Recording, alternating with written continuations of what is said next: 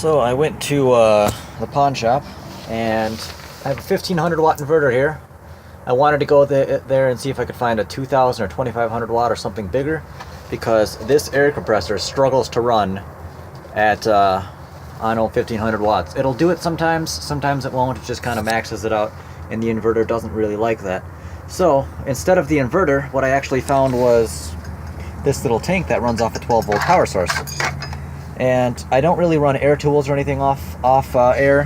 What I mostly use that for is filling tires and maybe using a blower to clean off this thing or that thing or whatever. So that, in reality, is way overkill for what I use it for. I got all my Milwaukee tools and stuff for, you know, what you normally use air tools for. So this thing runs off the 12 volt power source, as I just said, and it says, I think it's 3 liters, voltage 10 to 15 amps, 12 volts. 85 to 110, it shuts off at 110, cuts back on at 85, and there's just a model number for it. These things are used normally for train horns, the air horns and stuff.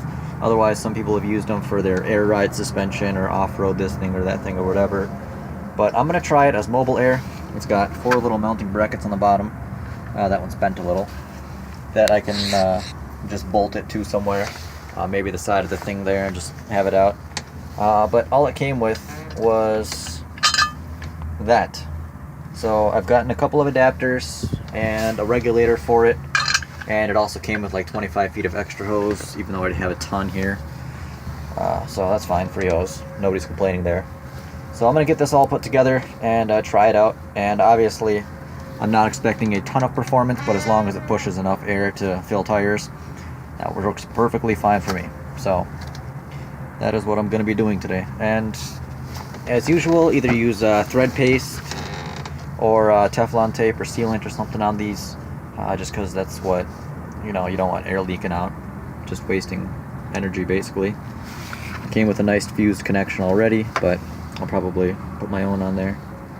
But yeah, I'm going to get this thing all hooked up and test it out and let you guys know how I like it.